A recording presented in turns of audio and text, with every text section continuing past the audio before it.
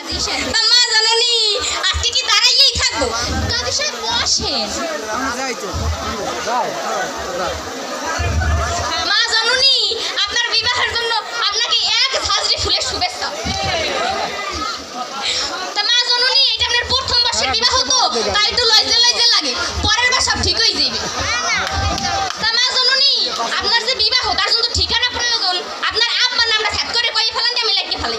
শরবত খান। ও